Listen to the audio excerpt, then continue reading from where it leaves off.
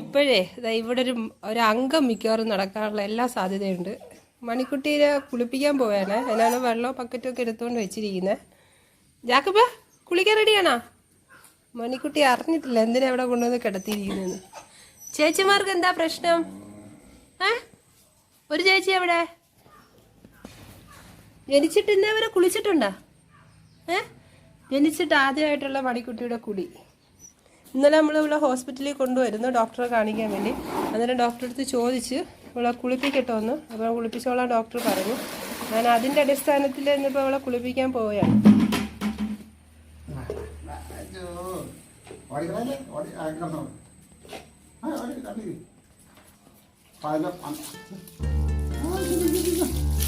ചെവി ചെവി മജിമ്മി മാറിയില്ലേ? ഇമ്മി മാറിയില്ലേ? പുറത്ത് വെള്ളം വീഴും. എന്തേലേ അവിടെ ഒന്നും അടങ്ങിയില്ലേ?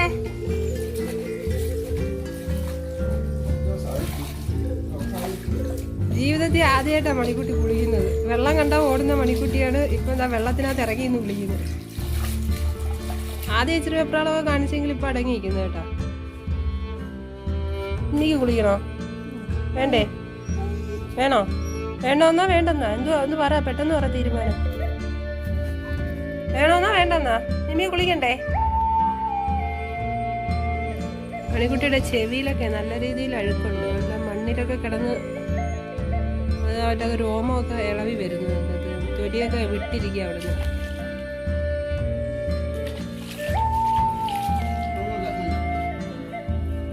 Hi white വൈറ്റി.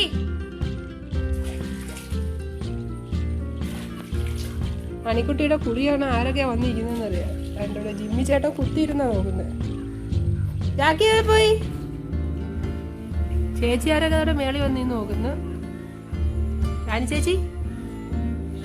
ജാക്കി ചേട്ടൻ ഇവിടെ പോയി കിടന്ന് വഴിയില് മേളിൽ അവിടെ കിടന്നുകൊണ്ട്. ജാക്കി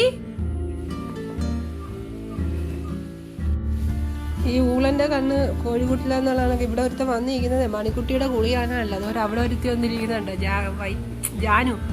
ജാനുവിനെ കാണാനാണ് ഇവിടെ ഒരുത്തം വന്നിരിക്കുന്നത്. ഊളന്റെ കണ്ണ് കോഴിക്കുട്ടില എപ്പോഴും. റാണിയേ ഇനി ബാ. റാണമ്മ ഇനി ബാ. ബാ റാണി. ഏത് സമയം കിടത്തയാ തിന്നുക ഉറങ്ങുക. അവൾക്ക് ആ ഒരു ചിന്ത മാത്രമേ ഉള്ളൂ, വേറെ ഒന്നുമില്ല.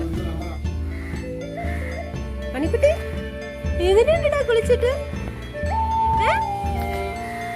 അയ്യോ വെള്ളത്തിൽ വീണ മണിക്കുട്ടി.